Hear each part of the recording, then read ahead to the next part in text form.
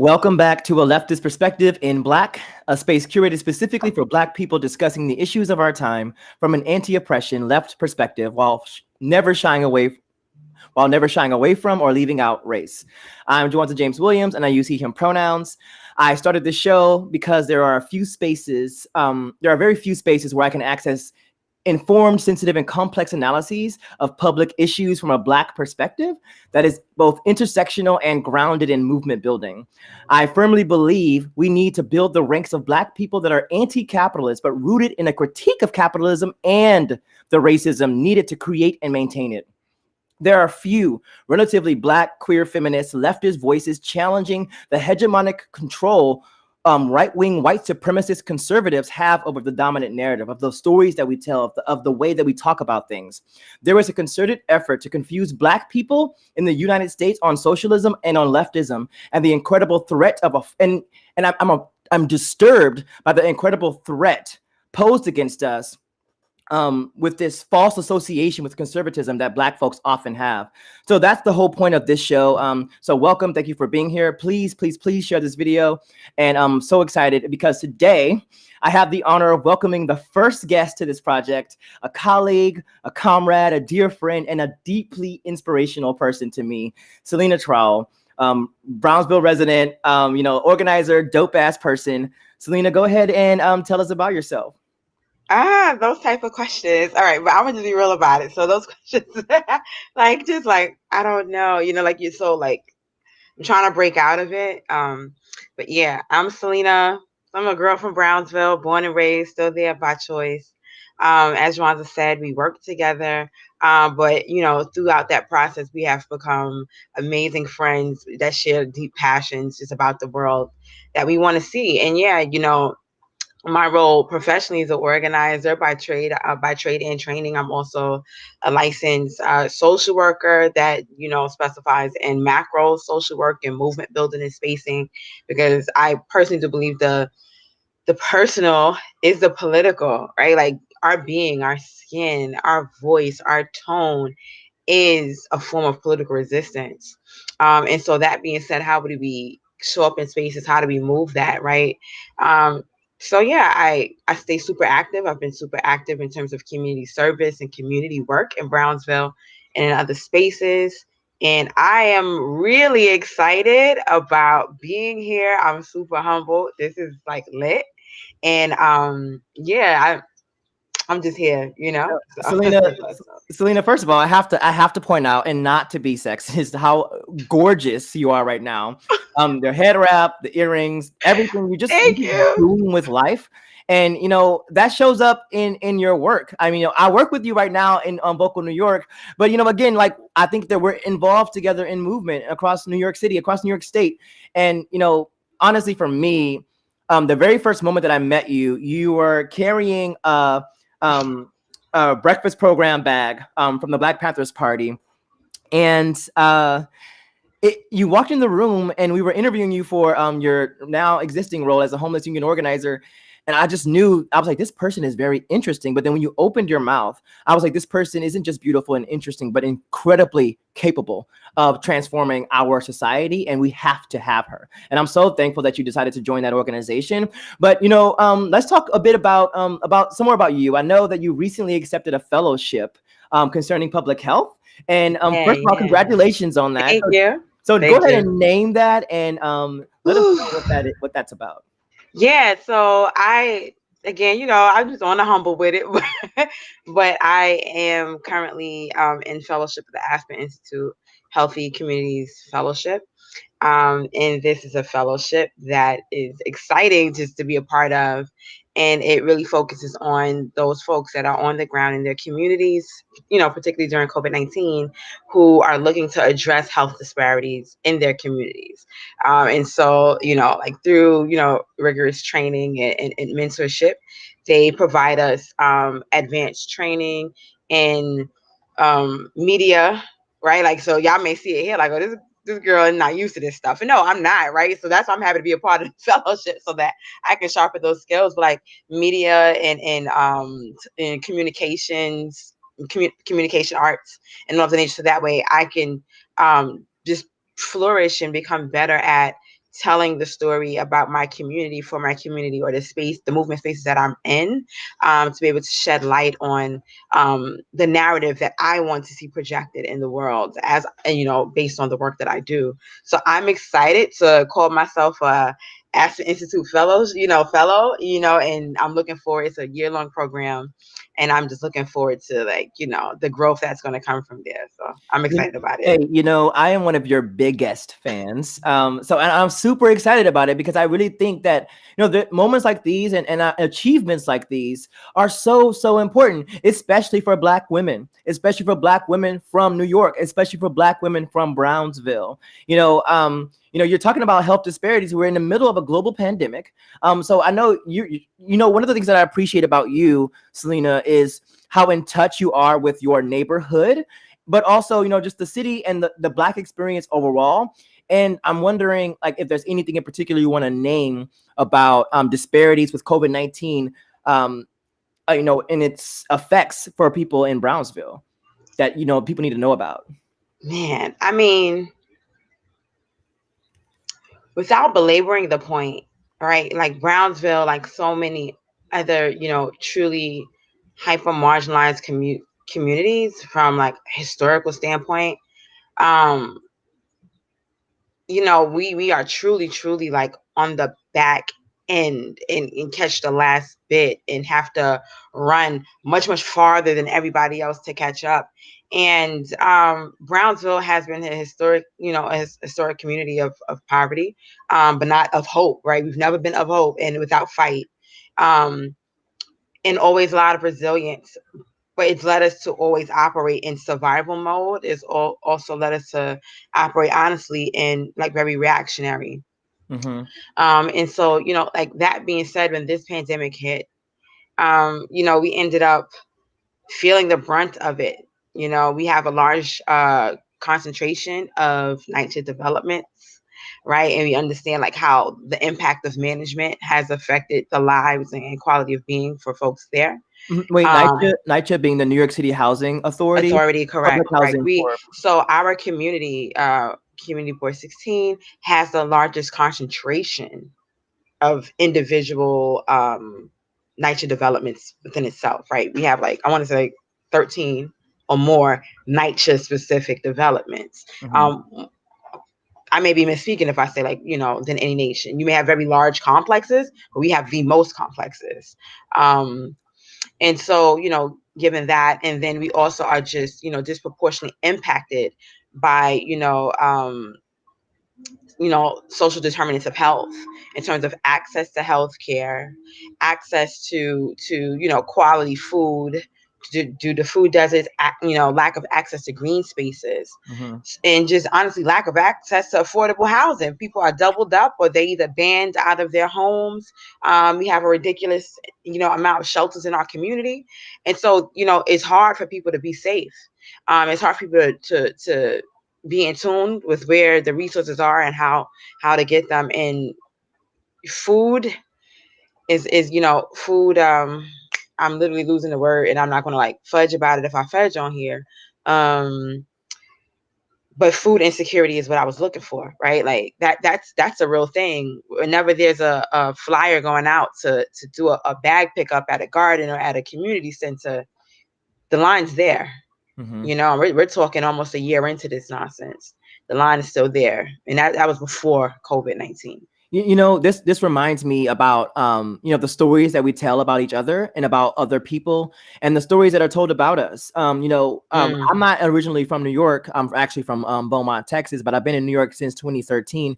And one of the things that I first learned when I moved here, and I moved to the Bronx in particular, so I should name that. And I hadn't no relationship to the Brooklyn yet, so.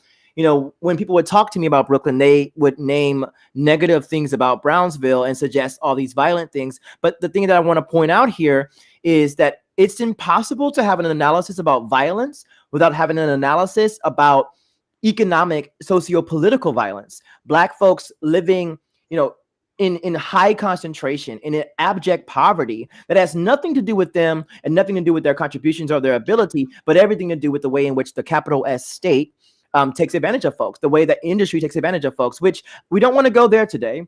But let's talk specifically about. We'll try not to.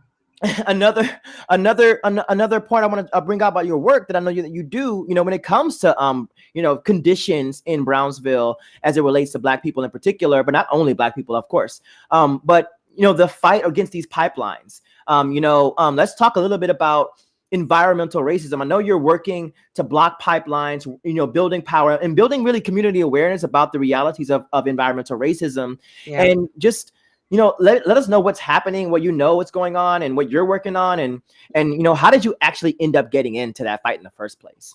Okay. So I must name, if given a platform, I must name, and I pledged personally to say this wherever I go. The Brownsville Brooklyn community, Ocean Hill Brownsville Brooklyn community, is a national treasure. And we don't see it as such. We don't give it the props it deserves. And so I have personally pledged that wherever I go, if people hear my voice, know that that's how much I value the community that is undervalued. It's a national treasure. And that being said, like, we come from a long history of struggle, of excuse me, resistance. And I'm talking about like in the 1960s, right, where we fought for community school control to ensure that our education system was, responsive, culturally responsive to the children that it served, being that there was a huge transition from it being a historically Jewish epicenter of culture and a community in slum, to, due to, many changes of history, it became, proportionally like Black and Latino, right? Mm-hmm. And so that being said, there was like already a disinvestment in the people who were left behind as the white flight took place. Mm-hmm. Our community leaders and many other notable historical leaders came to Brownsville to ensure that we took back our school system, our curriculum, our education, the teachers. And this was a national pilot, right? Mm-hmm. And, I am the remnant of that. I am the product of that. School District 23. So I shot that out everywhere I go. That being said, I'm super protective of like our legacy, because I know the amazing diamonds that have grew from the coal that people dumped there or assumed was left there and was no good and not valuable. And so that being said, we were also, again, historically, like, we have some of the oldest, manufacturing factories, famous factories in our community. So we had already started off with like a large industrial carbon footprint in terms of like environment. In Brownsville within itself was historically farmland. So that greatly reduced as we became more industrialized as a community, and then also residential. Right now, what's happening is there is Con Edison, along with the National Grid, really the National Grid, are doing construction called the Metropolitan Reliability Infrastructure Project. We dubbed it the North Brooklyn Pipeline.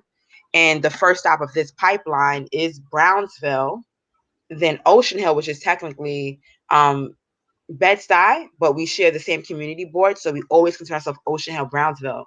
Mm-hmm. Let's make a note that two historical Black communities are getting double the trouble. Mm-hmm. And then it goes on to Bushwick, Williamsburg, and Greenpoint, where there is a large LNG plant facility. And so we found out last, of course, they never came to the community to talk about it, to talk honestly about it. What they did, they lied and said that it was not a pipeline. Excuse me. When they went to another community, went to Bushwick, they said it wasn't a pipeline, and they got the rug pulled from under them because the community knew that they were lying. When they were supposed to come to Brownsville, they backed out and lied and said it was for legal reasons, which was not the truth. So anyway, once we found out about it, we understood that while we were like, way behind the game, like, that doesn't stop us from like, we have a huge boxing history. So now we were putting our gloves on. And so we've been engaged in community education through teachings, flyering. We held a rally in the community, which was honestly one of the most beautiful things to see. Like, Brownsville have an environmental injustice rally in its streets, like coming down the projects and like the It's the shopping 21st stores. century. Here we Okay. are. Like, we're not out here just when the bullets is flying. You know what I mean? We're out here when we don't have quality air. We're out here when our highest rates of childhood asthma is the highest in the city. Like, like we're out here for all reasons that our black and brown bodies are under attack. And so we continue to push against that. Unfortunately, we found out that they, skipped out on permit processes just to hurry up. They did not do an environmental impact study for our community, and they have already started to run the gas. Our fight isn't over with National Grid. They are dishonest. They are, big environment trying to slowly, commit environmental genocide to communities like ours. And we know that they are actually trying to attempt to push to seek for permission to, emit more pollutants in the air than what is already allowed, and also transfer this like toxic, fracked gas from Pennsylvania that we won't benefit from through our streets and in our communities, which is highly flammable and dangerous, right? And so all of these things are happening. And so we're trying to do our best to sound the horn to say that they feel that they can just literally steamroll us because we are Black and brown, poor immigrants, undocumented, indigenous, and honestly, we are the essential workers that they assume are too busy to keep an eye on what's happening and keep our voices raised and our fists up. And so I'm here to say, as long as I have the energy and breath in my body, that won't happen. And along with the Brownsville Residents Green Committee, which is the amazing group that has, self-organized to be a part of the No NBK Pipeline Coalition of communities that are impacted by this, we plan to see a victory. And that's just really the end, that's that, that's that on that, period. I love the fire. I really do. So it starts sparking up. Listen, that's one of the beautiful things about people from Brooklyn in general. I think, I deeply appreciate it and I identify with it. But what I appreciate most about the pipeline fights and, really connecting the childhood asthma and this fracked gas and like the ways in which these big industries, companies are making decisions about the quality of our environments, and they don't have to live in those spaces. I grew up in a town, Beaumont, Texas, that is on the Gulf Coast of Texas, between sort of like on the edge of Louisiana and Texas, and there's massive refinery activity in that part of the country, namely by ExxonMobil. So I grew up in a town that is an oil and gas town. And I've always been aware of how it impacts people's health ultimately. But, the other piece that we have to think about is the fact that the climate crisis isn't just about polar bears. It isn't just about, the rainforest. It's about the quality of the air that your child is breathing. We have to continue to hold these complexities. We got to be able to walk and chew gum. We got to be able to think about the fact that if our environment changes to a degree, or if the temperature of the average global temperature rises over 2 degrees, we would have catastrophic changes. But there's also catastrophe happening right now, today, all across this country, in particular to low-income people who are Black and brown, especially, but not just us. And this is just ridiculous. And I mean, I don't really. We have to tie the thread, right? We sometimes we don't build the connection, or we don't understand how close we are. We can see like Standing Rock, situation, and think that we're somehow far removed from it.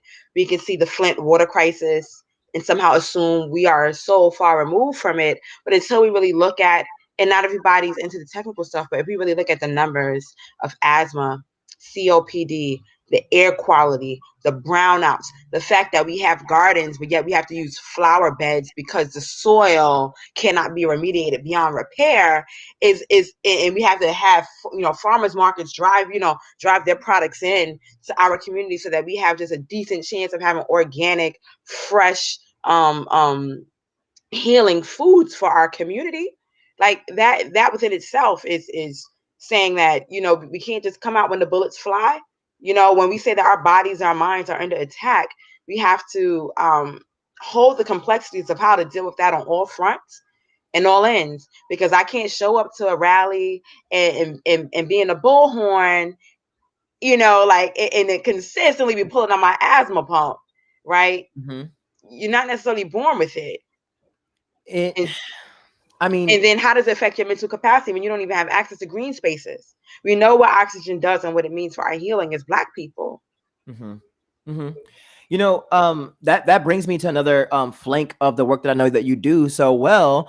I know currently you're the homeless union organizer at Vocal New York, and you had a part in supporting the creation or the holding of this mayoral forum on homelessness Yeah. for folks that are running for mayor in New York City. You know, when I'm thinking about environmental catastrophe, I often think immediately about children and their ability to breathe and ultimately grow up and be healthy adults. But then in an immediate second, I think about people experiencing homelessness, people that are street homeless, people that are living, you know, doubled and tripled up. And also, you know, in 2019 in New York City, 1 in 10 students went to school from a shelter in the morning.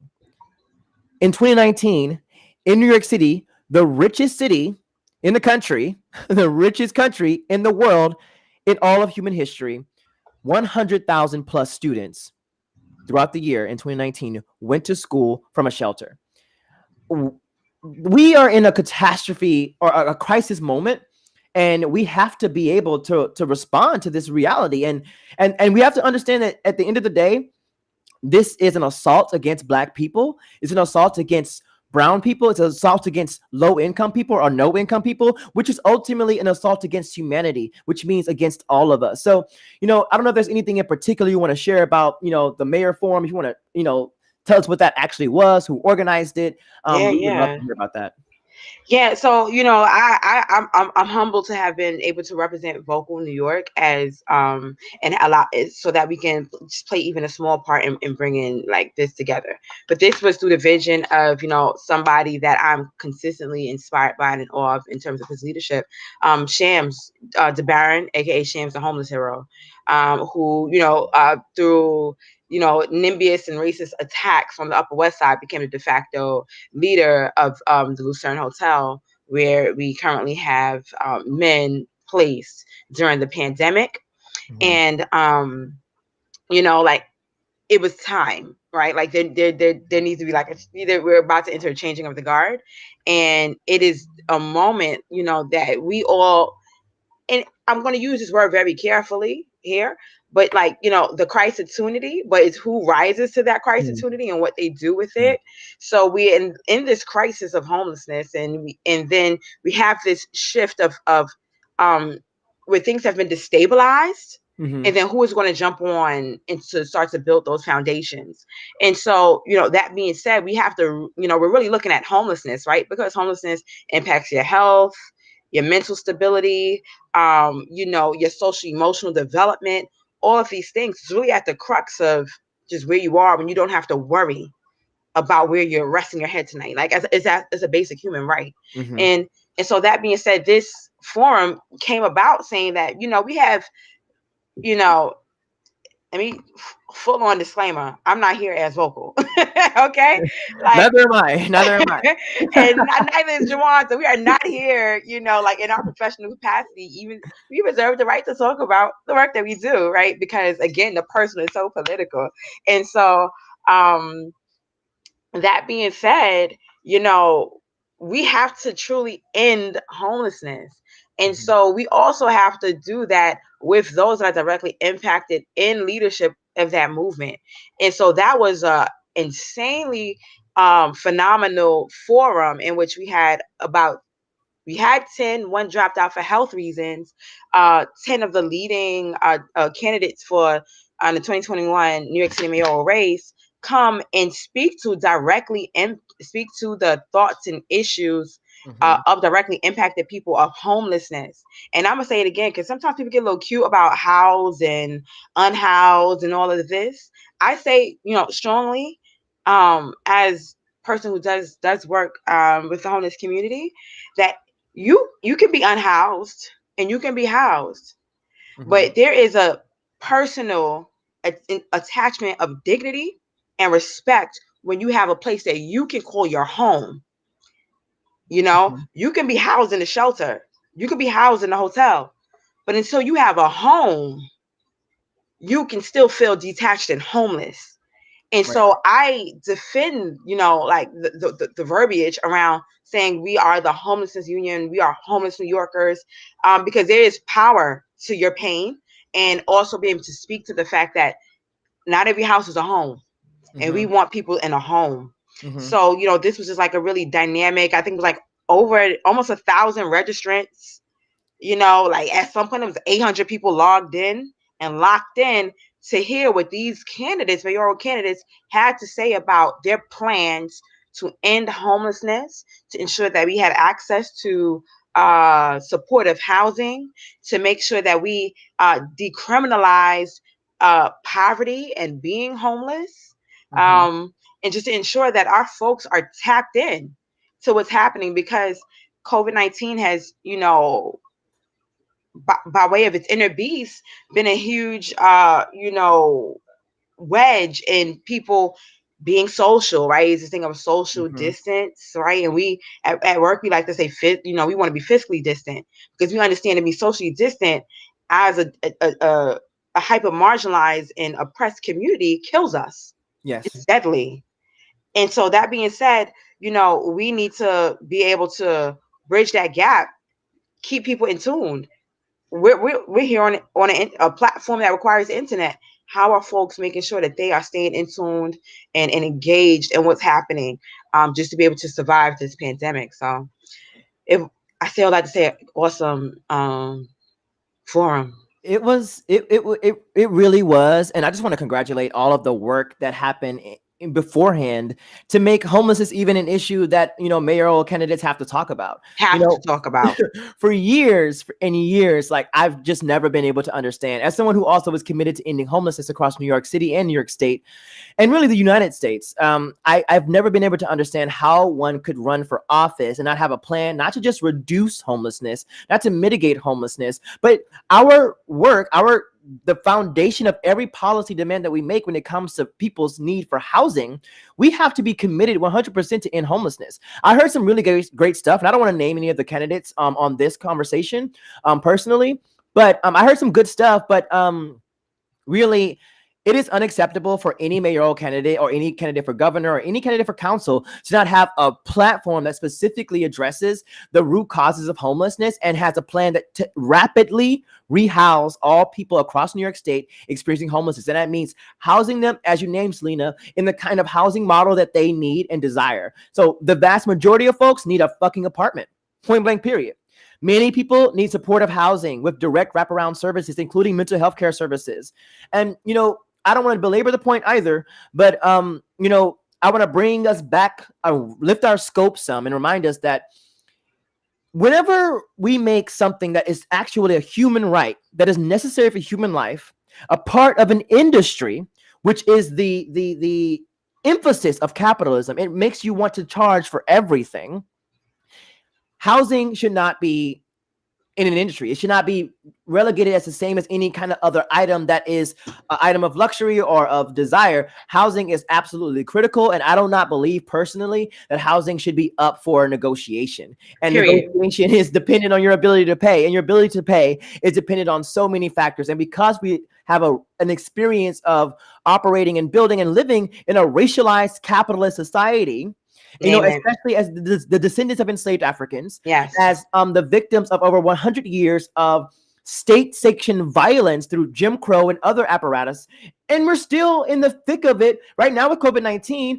Think about all of the Black folks, brown folks that are inside of prisons today and that are subject to dying from this virus. And think about the number of indigenous communities that are heavily impacted by COVID-19. I mean, these folks can't get a fucking break in this country. And I mean, Name it. to me, it is. Name it. It is really one of the most disturbing things. I mean, just the number of stories, even the people that can speak indigenous languages, the number of them is so small. I think it's 2,000 for one tribe in particular. And people are dying, which means their languages are dying. And it reminds me so much about this one point I want to make before we go on, Celina, is that capitalism requires a racialization. It requires a dehumanization of another group of people, because for capitalism to function, somebody has to be the haves and someone has to be the have-nots. Someone has to be the capitalist and someone has to be the worker. And the worker oftentimes, even though they are the ones actually producing the wealth, producing the products or the services, they aren't receiving the total benefit of their labor. And then there's like all these magical ways that capitalists present that suggest that, oh, well, this is a good system that makes sense because I contributed so much by giving you money. That when where did that money ultimately come from in the first place? One. But my point is that capitalism requires a racialization. That's where we get white supremacy from. And white supremacy produces a culture of violence, a culture of dehumanization, a culture of annihilation. Because remember, the police and all the institutions that are built up with a white supremacist ideology from a capitalist framework, they are functioning in ways that will always be anti-democratic and will always be a direct threat to humanity. And, you know, with the police, we talked about this a lot last year at Occupy City Hall, that the fact that the police, ultimately policing as an institution, is the grandchild of slave catchers. You know, policing laws that police Black people is the legacy of the slave codes. Whenever the police go out and they hunt Black people, namely using drugs as an avenue of entry point or homelessness, they are simply acting in the same psychological, spiritual, even active mode as like a slave catcher who is contracted by a slave holder, contracted to go out into the world and capture escaped enslaved folks, not to return them to love, but to return them to captivity, to return them to have their identities erased, to return them to be raped, to return them to have their cultures annihilated, to return them to be murdered, to be lynched, to be publicly executed. That's what we're talking about. That's what the police come from. And we're still operating within a framework of reality that contends that Black lives don't matter. So if we are to affirm that Black lives matter, one thing we can do is block these pipelines going through Brooklyn. Another thing we can do to affirm that Black lives matter, we can end homelessness. And if you're a person running for mayor, if you're a person running for council, then you need to be crystal focused on some of these critical issues. And I think that a lot of folks are. I do appreciate the range of progressives that are running for office, but it is the floor where we are. You know, people point to AOC a lot, and God bless our heart. She's had a very, very tough 2021. And my heart and my thoughts go out to her, and I send protective energy, and I pray to God that he keeps her because she is doing the work for us in Congress.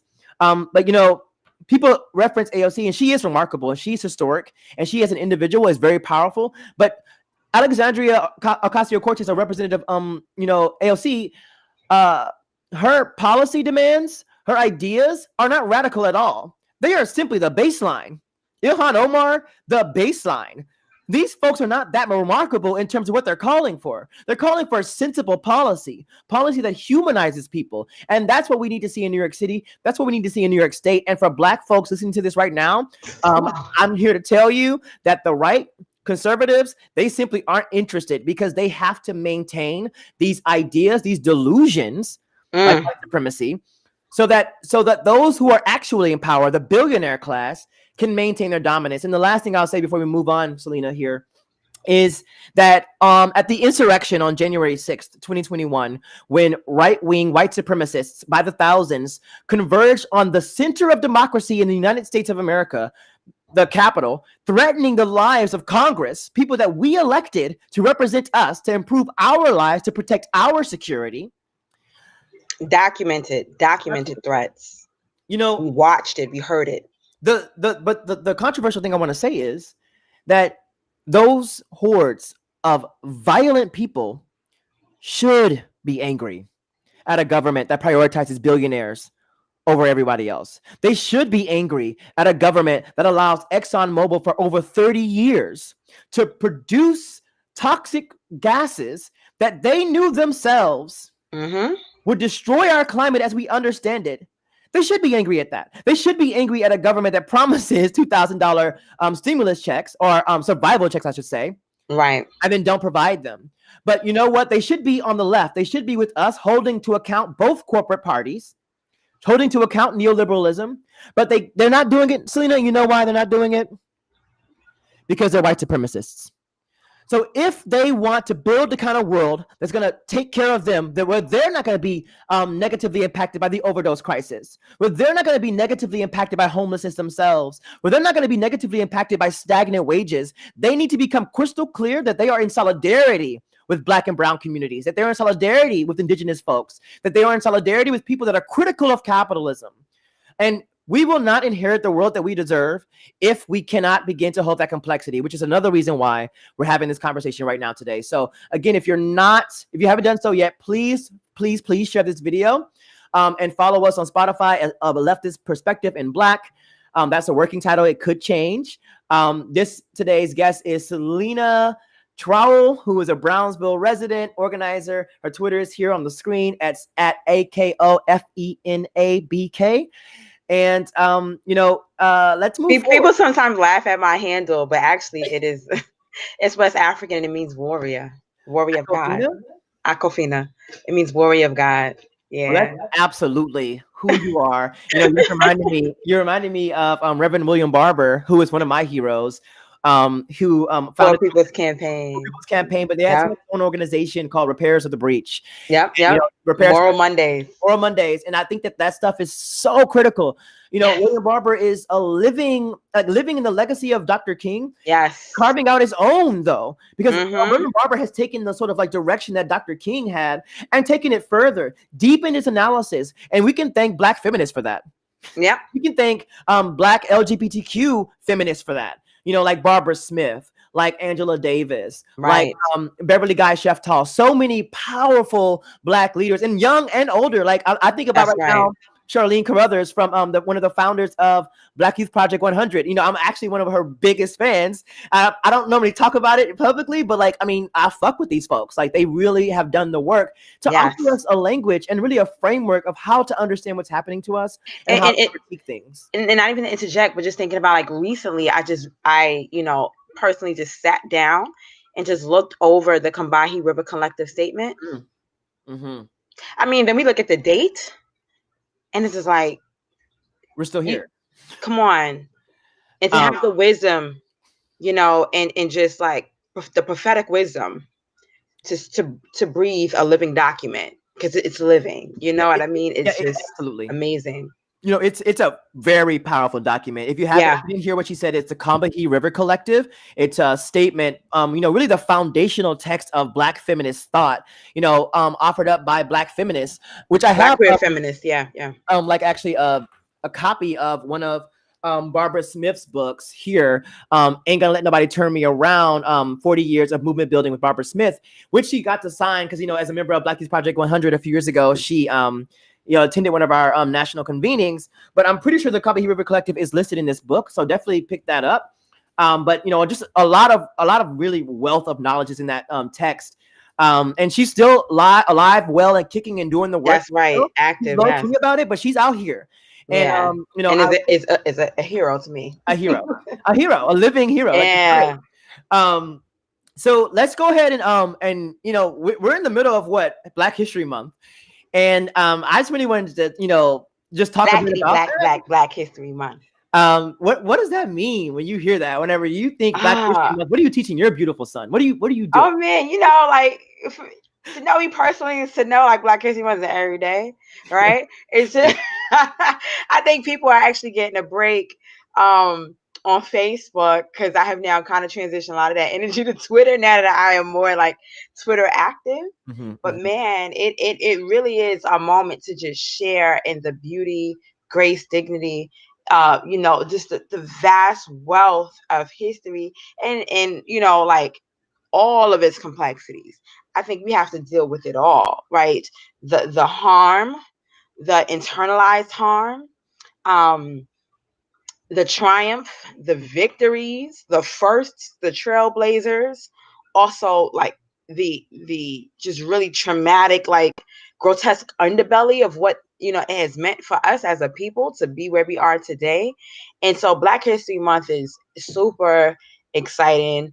I'm often extremely intentional about how I forwardly and fiscally present, if not any other time through the year. It's I'm here, Black History Month, red, black, and green. That's me. You know what I mean? And so it's just exciting to just see, honestly, and exciting because it came from a point of struggle and acknowledging a lot of what I would call signal virtualing, right? Because of the Say what, past year. say what And that is. Go there. it's just like, oh, we mean well. So our company is going to release a statement, or we're going to name this, this week, Black voices, and we're going to like post, like we're going to have a whole entire Netflix section of movies just for you, and so and that could look big or small, right? It could be, companies like our capitalistic society, right? Engaging in Black History Month and like these only in these moments, right? And Really so watered down ways. These really, really like I think about companies like Con Edison, since we're talking about energy a lot tonight, and how they're like, they'll uplift Black Lives Matter, but then they'll shut off the power of a Black person or Black communities, or you're charging for essential services. Like, we need public power in New York City, right, in New York or State. you'll funnel Yeah. a educational mentoring program for youth in certain, Black and brown youth in certain communities, to give them mentorships in the same industry, in an organization that has direct racial capitalist hand in killing their own communities. That, National Grid, yep, calling it out. And so absolutely, like the signal virtualing. However, I do understand that people have been backed down and broken down in a way that they are now realizing like the rose tinted lens is like false, and they're taking a deeper look at themselves and the world that they exist in, and are being more intentional. And this was, like, it's again taking advantage of these crisis opportunities, as I said before. And for that, I am happy. For that, I'm like inspired constantly. When we, started doing the, defund NYPD work in the city, people were just like, for me, I was excited, like I would, for whatever it's worth, every bit of trauma, it was worth. Yeah. I was excited about this moment and what it meant for people to open their eyes and understand that we have always and must figure out how to exist in our Black joy. Our imagination has been stolen from us, to exist in that and allow that to be in the space of long suffering, all while enjoying who we are. And that's Black history within itself. And in a way that we have to shift these movements. And it doesn't mean that, of course, it's dark, it's deep, it's heavy. Everybody has a role to play, and there's different things that you can do to be a part of what it is. And it can be as simple as not code switching at your job. Yeah. Right? Like, it can be as simple as that. That isn't quite simple for many people. But, the reality of it is it's the little things that we can start to shift and do to uphold our integrity as Black people in America, not only during just this month, but 365, 366, 25, 8. Yeah, I when I think about Black History Month, I think something very similar to you. I think, but I think that it's like the voice. I have this like little mantra or invocation that I sometimes say, and since this is a podcast, I'm gonna read it or say it. That I would say normally at like Black specific or Black led direct actions about Black specific crises. I hear the voices of centuries past, singing in chorus a language my tongue can never speak. But I feel it deep in my bones when Black blood wets the earth, and another opens their mouth, from which crawls parts of revolution, words for some, movements for others, but all of them demanding dignity. Because when I think about Black History Month, I think of it as opportunities to like pause and say, well, what is the Black experience? Like, what about the Black experience am I missing? What about my experience as a Black person that I need to be really tapping into right now as it relates to the world around me? Because when you named with the Combahee River Collective, like, this document is decades old, and yet you could publish that today and you would be right on the money. So if Black folks for hundreds of years have known exactly what we need, not that we are always right, not that we're right about our own experiences as individuals, Yeah. and we are in touch with each other because of the ways in which oppression has impacted us, and we need each other to survive. And that's why we have so many mutual aid practices. Where I grew up with mutual aid practice and had no idea that it was called mutual aid. It was just family. It was who we were. It's in our history. It's in our blood. It's who we are. So I'm just saying all that to say that, like, I think it's important for us to be bringing the voices and the experiences from the past into the present, and not allowing the dominant society, again, remember, the dominant society, which is overwhelmingly controlled by money interests, from preventing us from really thinking about the really hyper anti-capitalist critique of Black leaders. Right. Even the ways like Martin Luther King, no one even knows how much people know. I mean, many folks don't know because of an intentional covering up. And I don't really want to go there because it's not what this is about today. But what I want to say is, and this is bringing in the theme of this episode of this show. Again, this is Leftist Perspective in Black. You can find this show on Spotify. Please, please, please share this video. We're really trying to build something here, a safe space for Black folks to talk about our experiences from a leftist perspective, and to really offer up direction about how do you get involved, how do you move to action. And really, we got to move to action because it's Black History Month. Black children are under attack in this country, and we saw that overwhelmingly this week, which I want to go there. And Black capitalism, I'm sorry to tell you, ain't it. That's not it. Like, the answer isn't just because a Black person becomes a billionaire, which is very rare. They get me, but I'm gonna say sorry, Jay-Z, it ain't it. That's just not it. Like, the structure of capitalism itself, the culture that it produces, will always require racialization, and racialization doesn't have to be pinned specifically on Black people. It has been. It can be pinned on other factors like LGBTQ experience or identity. It can be pinned on one's like geography. What town are you from? What language you speak? What's your immigration status? So we got to be crystal clear. We got to hold that complexity, because I do not want to see in 100 years from now that, we've gotten quote unquote free to only be locked still in this economic crisis that is capitalism. Right. So I think I'm going to try to pull up on the screen and get your thoughts first, Celina.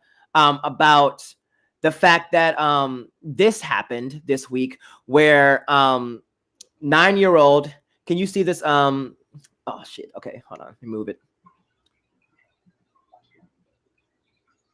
I knew this would be complicated, as I anticipated. 1 second. So I just want to talk about the fact that a 9-year-old. Is this on the screen now, Celina? No, I don't see it, but we can just introduce it. We can just introduce it. So, a few days ago, in Rochester, New York, police officers were suspended for arresting, handcuffing, and macing a 9-year-old child in Rochester, New York. Yeah, that requires several slow breaths. The video, I mean, the video is so graphic. It is so violent. It is so triggering. I would not dare show the video to the folks watching it right now on live. But I mean, this child is screaming. We covered this on this show earlier this week, if you want to check it out. But she's screaming for her father, telling them how her arm is injured and they're hurting her. And they threaten, a male officer threatens to mace her, and then he does. And when I tell you, sitting in this very spot, watching on my laptop, which I knew was probably a mistake, I screamed. I'm a grown 31-year-old man. I screamed at the horror of that moment, and just thinking about all of the ways in which this child was impacted by that. And that's the first dimension of this. There's so much more there. So, Celina, while I do a little bit of troubleshooting, do you want to just give your first thoughts? As I try to dry my eye, I'm like blinking hard, swallowing slowly. I think I'm learning to pull back from the visuals and the videos as a mom of a 6-year-old boy. And I have yet to find the words to describe the rage that I feel as a mother and a caretaker of a human being that I vow to protect. It's disgusting. Triggering, like I'm literally like processing it again now, like the trauma of like hearing this story, have not even seen the video. But it unnerves you as a parent to know that you are unable to protect your child in this country. It's unsettling. It's viscerally unsettling. To know that, my little one is 6, that's just 2 years away from 8. And that he's not safe, right? Especially because he's a male child. And one of the things, at first I didn't know what I was watching when it was sent. I cut it off right before, all I needed to hear was like, stop acting like a kid. It was like, stop acting like a child. And time and time again in this country, because we have been, considered, cattle and property, never is the innocence of our youth acknowledged in who we are. And this country, this racist and capitalist society has aged us beyond any other racial group in which I think through evolution, we have just like, we have to be built differently, and for that reason, our babies don't even get the chance, the luxury, the boundaries of safety as other children to just be children. I've started slowly but surely watching the news in front of my son Umoja. And because I do feel, and while conflicted, I just do feel that we are at a point where his innocence, right? Like I have to start to wean him off of the innocence and start to pour more into his joy cup of existence, to understand the type of world that he exists in. And that's difficult. It's hard to miss my first kid, you know what I mean? And I struggle with that. I'm angered by that. I'm bitter about that. And then yet, as a Black mother, I have to somehow maintain all those complexities and still be able to model your Black joy. Focus on your joy. Your joy is what you have. Your imagination is what you have. Your playtime is what you have. Your freedom of speech is what you have, what we're going to allow you to have, because you're going to get out there in the world that may tell you that if your voice is too deep, that if you just a little bit thick, like in physique, that you've crossed the threshold and you are now like an active threat, and all of those things justify it. So it's disgusting, and my thoughts and prayers to the family, because I feel that like that's my child. Like that doesn't go away. And I think for me, like, I'm very empathic. So situations like this bother me before I carry life within my own body. And it's disgusting. And I pray that, I don't know, when I talk about imagination, let me just speak on that and then bring it full circle. We have been robbed so much so in this society, of our imagination and joy, that when is it ever enough? Like, when will it be enough? When will it bother us enough to movement, to action, right? And that's why I said, like, previously, like, it was refreshing to see these uprisings happen, in summer of 2020, because we were bothered and moved enough. We will always have a reason to move to action. We will always have a reason to have an uprising.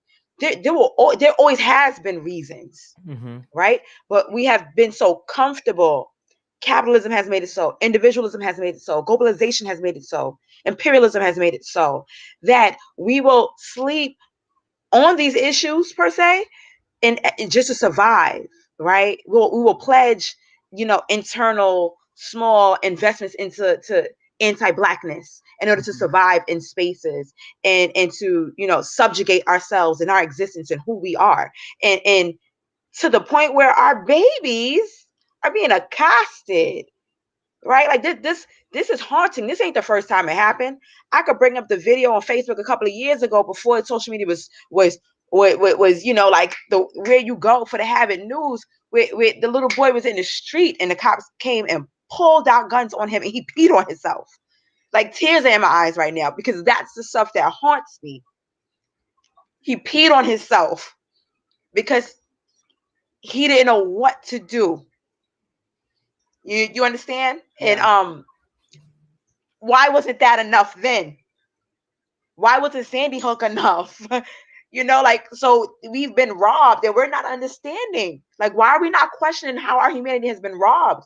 How our comfort has been robbed, that we think it's okay, that we go on as business as usual, that we show up to these white center spaces and work and allow ourselves to be to microaggressions to be pressed upon us, that we can have things like this happen on the news, that we can have the Bossum jeans, that we can have Sandra Bland's, that we can have all of these things happen, and then we show up and because we're expected to, and we allow that to happen. We show up to work the next day. What? Like I told myself a year ago, like the calling out black is a real thing for me. It's a real thing for me because I'm not going to allow the side to believe that it's still okay to do that. It's not. Right. It's not, and we don't do it enough because again, we have been stripped of our imagination. We have been stripped of our joy. We have been stripped of our, identities, and by way of, capitalism and so many other pieces behind it, we've been stripped of our energy to face it. Mm-hmm. And so, whew. Well, so I intentionally put this part of the conversation in the middle of this so we can come back out of it. And there's two more pieces about the way in which Black children are under attack, physically, psychically. You know, I don't really have much of a follow up to that, Celina.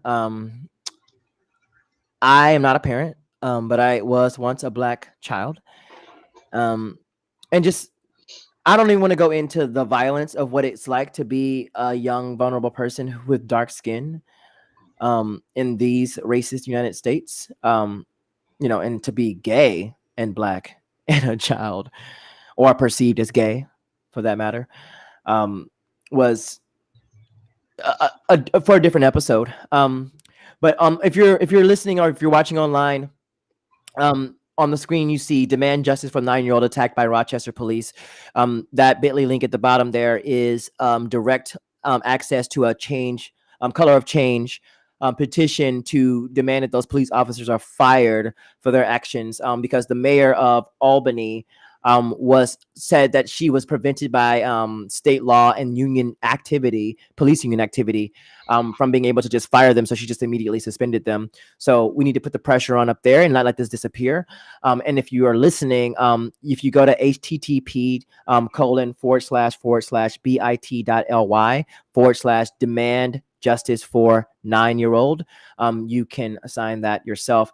And I don't even want to go into, because it's just too triggering in retrospect, the case in Florida where a police officer body slammed and knocked unconscious a 16-year-old Black young woman. There's also a color of change. No, I'm a push back on that. A 16-year-old child. 16-year-old child. Yeah. You know what I mean? Like we got to stop erasing our, the youth. And I know that wasn't, but that's just, Yeah, it's important. We got to push that narrative, right? Like these are youth, and we're tired of our youthhood being robbed and snatched. When I see 20-year-olds, I see babies half the time. Of course, the young people. Like when I was 21, I wasn't a child. I mean, they're children. It's also, again, to bring the capitalism piece back in there. It's about monetizing people and their bodies, and so the sooner that you're able to monetize them, Yes. the better. Yes. And Yes. so that's where we get these narratives where I can slip and say a 16-year-old young woman whenever she is a child, a young girl. Yeah. And I think, if it were not for organizing, it were not for anti-capitalist movement, an anti-racist movement, believe me, if you're tired of working 8 hours a day, 5 days a week, we will be working 12 hours a day, 7 days a week, if not perpetually enslaved, which we have been before, and we could go back. These things are not static. These are things that we have to be prepared, against. I mean, these are things that are happening in certain spaces, right? Mm-hmm.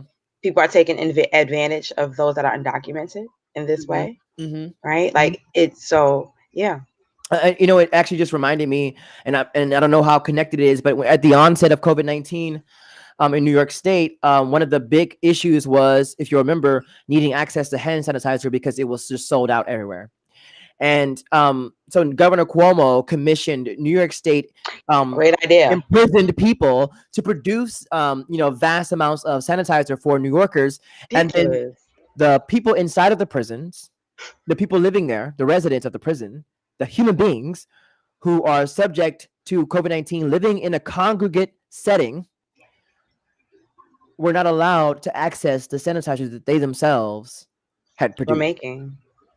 Ain't that something? I mean, it is just absolutely fucked up. It's fucked up. It's sickening, right? And then you'll get a lot of pushback with people saying, "Well, they're in prison for." Let me, I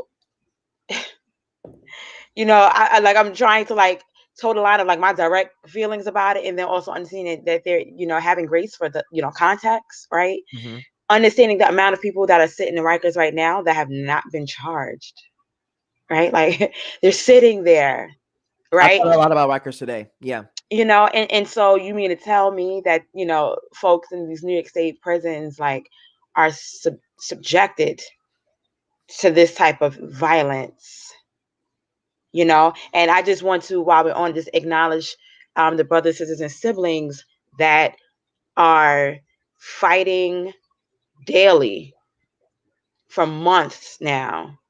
There have been uprisings that have not been named, that are not censored in the media, but those, our brothers and sisters and siblings in prison, have been actively uprising and fighting just to get a decent chance of survival from COVID-19, and already like violent spaces, and if it's not physically violent, it's mentally violent, because we understand what the system is set up for: slave labor, to survive. So I just want to acknowledge that we see you, we hear you, and we're with you.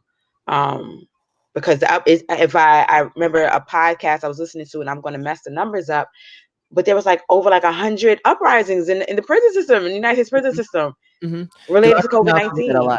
Yeah.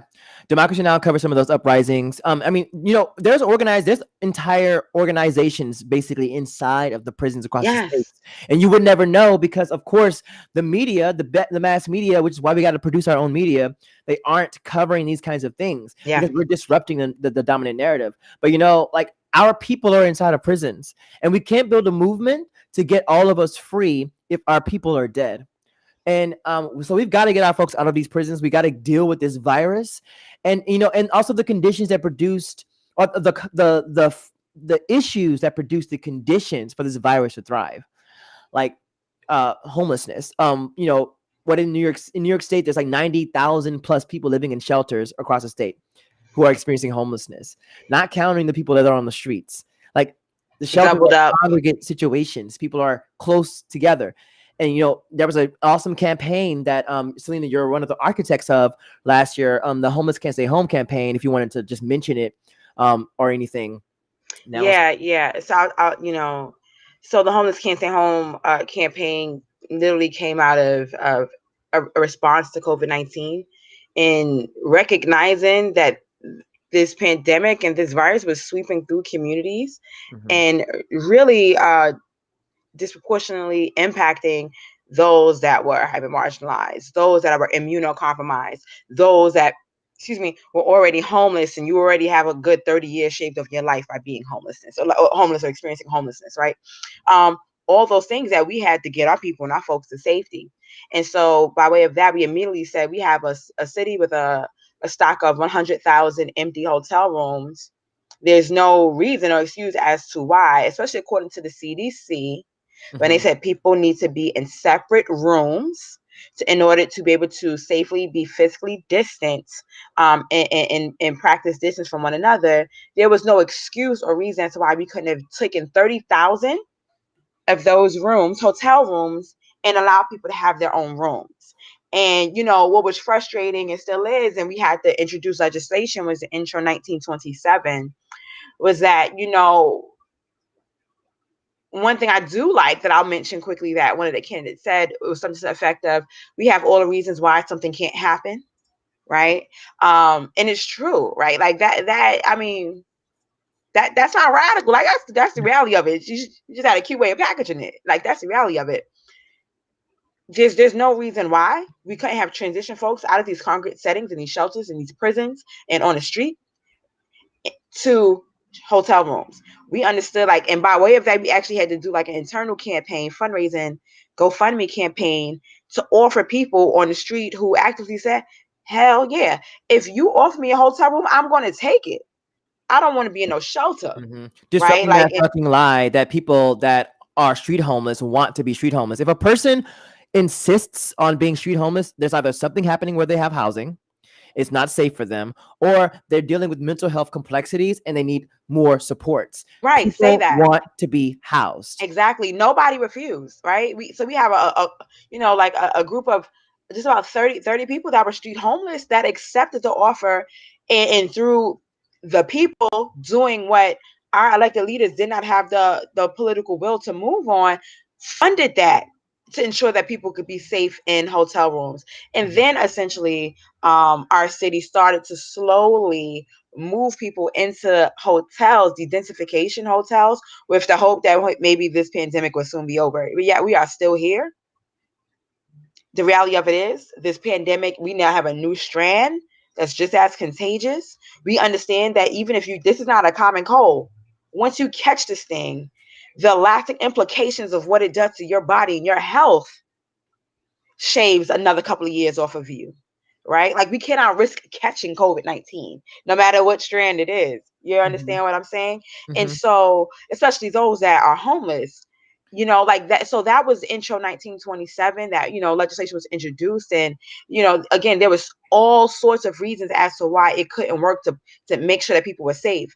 There was a whole lot of paternalism, of course, that comes along with capitalism, that says, oh no, everybody needs services. And that's a whole lie. People need dignity, they need autonomy, they need choices, they need services readily available, so that if they so choose. But that does not mean everybody must be subjected to this type of paternalism. People just want homes, safe, reliable, affordable homes. And so that's what that campaign was about. Yeah, and just if you're just joining, again, this is A Leftist Perspective in Black. You can find it on Spotify and hopefully other places soon. Please share this video. Today's guest is Celina Trowell, who's a Brownsville resident, organizer, and her Twitter, you can find her at Akofina BK. That's AKOFENA BK, which means warrior. Warrior of God. Warrior I ain't ashamed to say that. Praise God. That's right. The thing, we were just wrapping up about talking about the Homeless Can't Stay Home campaign from last year, trying to get people that were experiencing homelessness into vacant hotel rooms across New York City, in the early days of the pandemic. But if you leave with nothing else, know this one thing about homelessness. It is very, very easy to end homelessness. You know how? You house people. You make sure that people have access to, permanent housing. It's not complicated. It's only becomes complicated when we're trying to navigate capitalism, when we're trying to navigate industry, whenever we are not centering and prioritizing people. And we need to be calling on our city, state, federal governments to center human beings in every single policy that we decide to craft. And we have to do so in an anti-racist, in a nuanced way that accounts for gender, for sexual orientation, for language, for immigration status, for a host of factors, because we want to create policy that is going to thrive and produce the conditions of safety and security for all of us, not just those of us who have money, those of us who can pay a bill, those of us who are white, are cisgendered, or any of the dominant, more powerful identities. But before we wrap this section about the fact that Black children are under attack, so we just talked about in Rochester, New York, how a 9-year-old child was pepper sprayed by the police on camera. So that, shows you that those body cameras are not the solution. The solution is to defund and then abolish the police. But we can talk about that on another episode. This, and also I'll put back on the screen, the link to sign a petition to get these cops fired in Rochester, New York. Even though that's not even enough. That's not even enough. We know that that's the system in which, like, we are in. We need to really start to shift the policies, because when you're fired, you shouldn't be given the option to resign. Your pension should be removed. And your record needs to stay open so that you're unable to be hired in any other county, in any other state. All those, what is the thing? The immunity. Yeah. What is it? Imminent. Damn, I don't know this term. I know this term. We do. It's really slipped our mind. But it's I the blame one. it on Bengali, IPA. And also a really intense week. We had a really intense week. Yeah, we did. But the policy that pretty much protects them from lawsuits, right? Like that they cannot be individually qualified immunity. Thank you. Qualified immunity. We all those things, not just one or some. All of these things need to be worked into our system. I mean, if you ask me, honestly, I'm still waiting for the day that we're saying that we're going to redo our Constitution. Right? Like, because it honestly does all stem from that. It needs a severe update. I mean, remember, we're talking about this document, this living document. Now, I appreciate the powers that the Constitution allows for people that are quote unquote citizens or Americans. Yeah, as it has evolved. Across the board, right? And like, that same document also defined us as property. And so the idea that we should not be engaged with this living document and it shouldn't be significantly updated. I mean, whenever they wrote the Second Amendment, for instance, I couldn't walk into a Walmart, which didn't exist then, and pick up an assault rifle and then murder 50 people in a moment. Like, that's where we are in this country. Yeah. And the only reason we're there is because of the ways in which it allows for capitalism to thrive. 50 people or 50 children. 50 children, like Sandy Hook, as you mentioned before, which really fucked me up. Listen, that was a turning point. I thought that would be a turning point for all of us, but it wasn't. That's what I'm saying. Like, when? I don't know how else. I don't know how you could get worse than that. I mean, I like Sandy Hook. If you're not aware, if you don't remember, I don't know how you couldn't remember, but if you aren't aware of the story, in Connecticut, That's exactly my point. Like, Jawanza, like, people have somehow, like, we have been in a space where we have been conditioned to somehow essentially grieve and roll over and get over. And I mean, man, we're not talking about just the parents that were directly impacted. What does that say about us as human beings, that along with all of the anti-Blackness and anti-racism, we don't censor just how demonic or just horrific, like, this country is okay with being. Yeah. Reverend William Barber, Dr. Reverend William Barber, to bring him back into Reverend Dr. William Barber, I should say, to bring him back into the conversation. He has a sermon where he talks about that American policy, he says, has a DM, a death measurement. Like, whenever they pass a bill, whenever they block Medicare for all, whenever they block Green New Deal, and they pass like the ACA, they know everybody's not covered by these, neoliberal policies. They have to calculate that. Oh, well, we know for a fact that if we don't house all New Yorkers, that X amount are going to die. That is a fact. So if your plan to address homelessness is not to end it, then you are calculating acceptable death number. And for decriminalizing syringes. Or decriminalizing syringes. Like, we haven't even talked about the drug war, but let me tell you, any policy or any attempt of crafting public policy that directly or indirectly has a death measurement, it's a bad policy. Yeah. All of our policies should be about affirming life and about protecting people. And that can't happen, to bring us back to you, Celina, because of this culture that is produced from white supremacy, which is produced from the need to maintain and protect and expand capitalism, which is ultimately anti-democratic. And I want to move us forward so we can get to our closing. Yeah. But I have to bring this up because we'll be on here all day.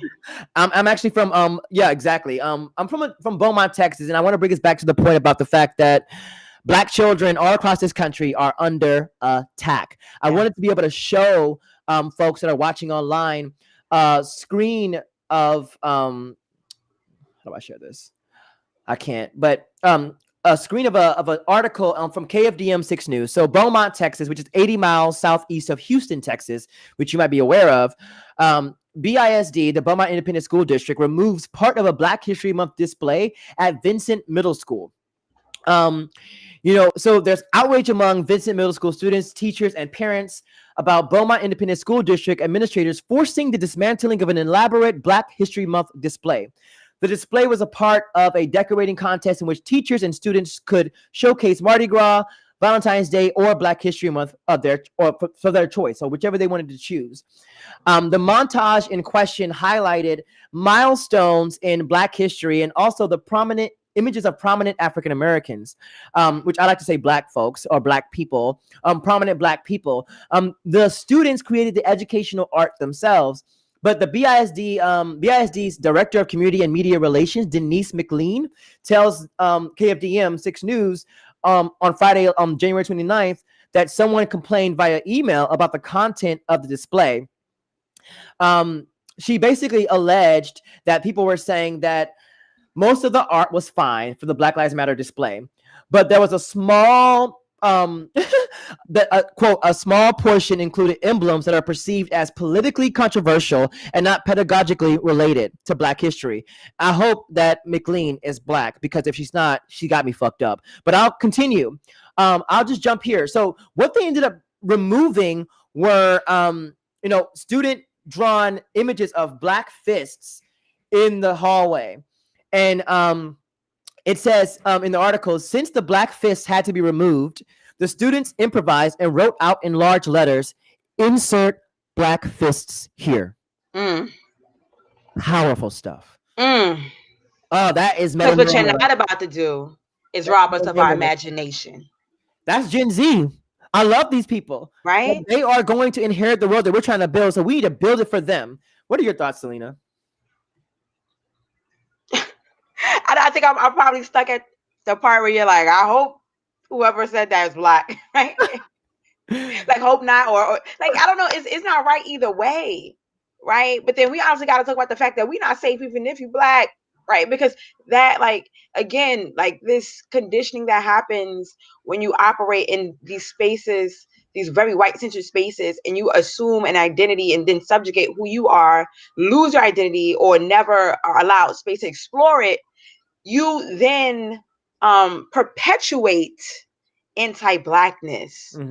You then perpetuate these very same things in the system that is a little too risky, right? So you, as a Black employee, a Black supervisor, or C-suite person, you're going to check in on the Black employee who's not smiling at your staff meeting enough, right? Because you know that your overseers or what have you are going to say they don't have good staff morale. Well, that's just my face, right? And I say that coming from a personal space, right? Like, but like even like situations like this, it almost reminds me of like what we have here in the city with the Upper West Side. How it's just like the level of discomfort and white fragility.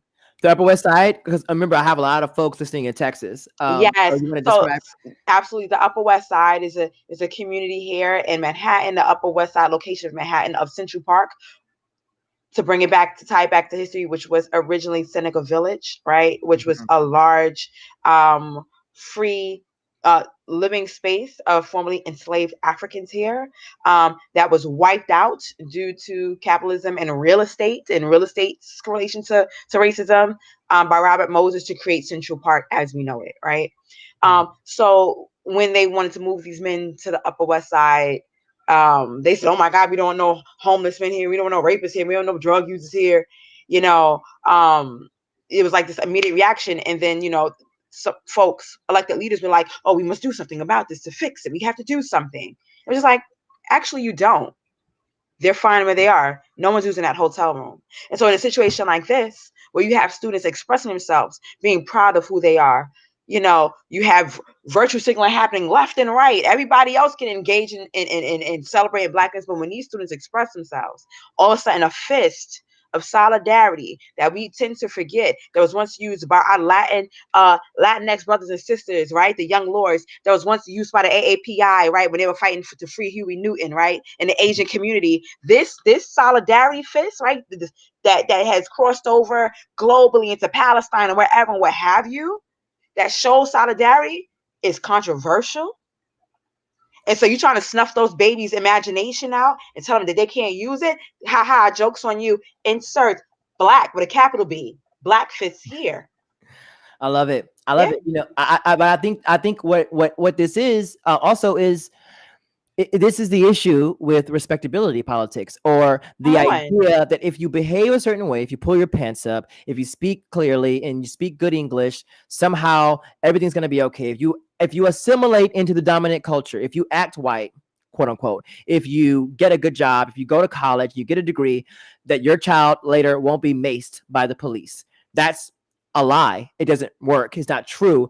And it also, I think the story in Beaumont about the fist being removed, it's just a reminder that some people are so concerned about the power of the history of the Black experience in this country and our ability to respond, that they insist on watering it down. They insist on neutralizing the sharper edge of our leaders. That's why Fred Hampton is not a Black Lives Matter star. This man was incredibly powerful, and he offered up a solutions not just for Black people and our liberation, Come on. but for all people. Come on. And He was 21. 21, A a baby. child, And yes. a child. Oh Come my on. God. So, I guess what I'm trying to say is that for folks that hear this story, about BISD, please look up Vincent Middle School, Beaumont, Texas, Black Fist Removed. Amplify that story. Make sure that people know that this happened and it's not acceptable. Because a town like Beaumont, where I grew up, I only left when I turned 18 to go to university in Kerrville, Texas. That's another fucking story too. Is that we need to make sure that our children, that Black children and really all children, can uplift their cultures and the experiences of the history, especially a history that is not white supremacist, a history that is not colonialist, a history that is not predicated on the dehumanization of other people. So with that, I think we should go ahead and move into our final words. Celina, Yeah. I'm wondering, Yeah. what are some last things that you really want to make sure that you get off to people? Ah, man. So much like going through my head, but I think if I could just uplift, and really drive home the preservation of Black youth. We must protect our youthhood, right? Like, and I don't want to just minimize it or just cap it at like the physical, physiological youth being. I'm talking about even in us as individuals, right? Like me as somebody that's 34, I have to acknowledge that at some point in this society, I was not allowed to be a Black youth. Mm-hmm. I had to be a Black youth in America, and I had to operate in such confines. And so therefore things were just restricted. I couldn't move like everybody else. And till this day, I think I'm still fighting for that. I demand that right. I demand to go to a Black Lives Matter rally and dance in the street while I do it. Like, I demand all of that, right? That's my joy. That's my youth. Um, and so we have to protect that. You have to protect that.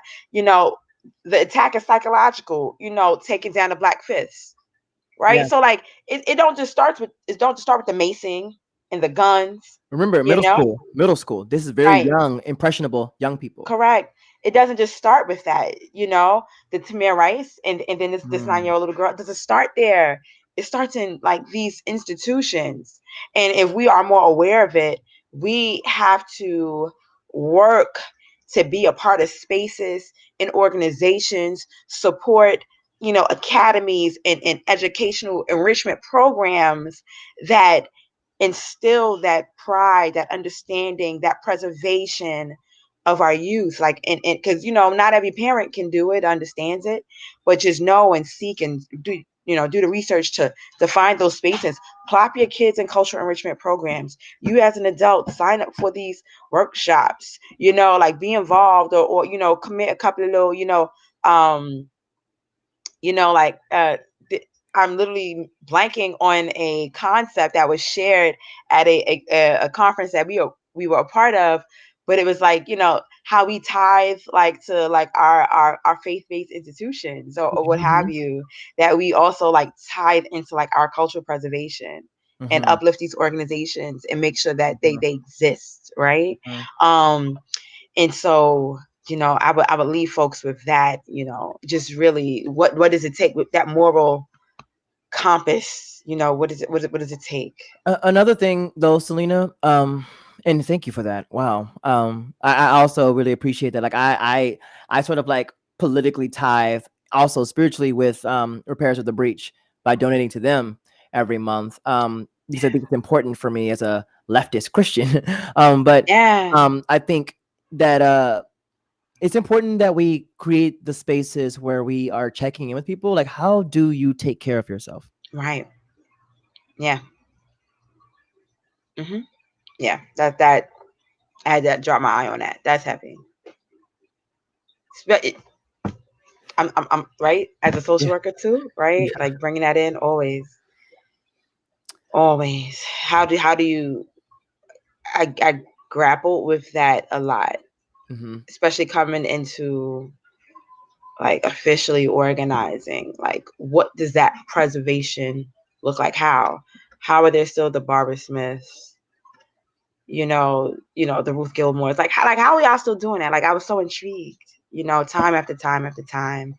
And I would love, and even though I'm sure the question has been asked, I've heard, I feel like I need a one-on-one coffee date with somebody to really get to the crux of like what I still struggle. What does that look like? And that's why abolition has really in the last year inspired and influenced me in ways of just freedom is just not limited to this one thing.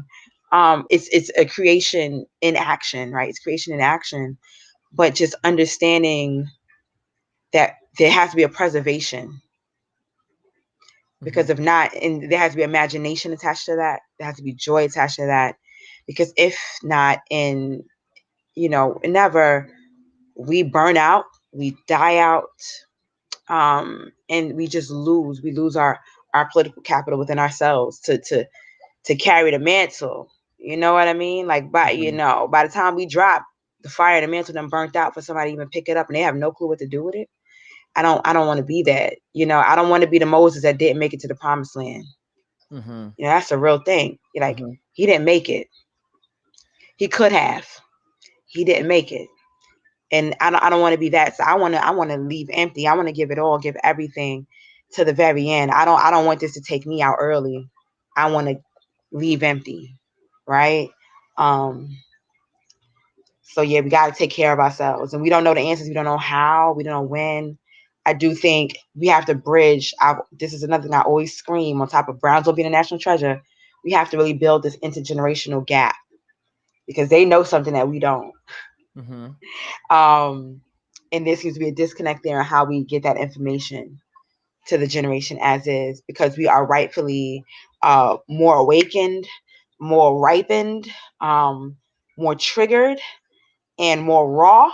And we're going into it without our armor, right? Our protection, mental, emotionally, and spiritually. And it is wiping us out sometimes before the guns do. swiping us out. Wow. Yeah. So, Celina, you are a national treasure, a global treasure. And I do want to thank you from the bottom of my heart for joining and having this conversation with us today, or together with me. Deeply appreciate it. And I want to thank everybody that came and listened to us and shared the video and followed on Spotify. Again, this was Celina Trowell, awesome Brownsville resident organizer. She's on Twitter at Akofina BK. That's AKOFENA BK. This has been a leftist perspective in Black. My name is Jawanza James Williams. I use he, him pronouns, and I'll see you again.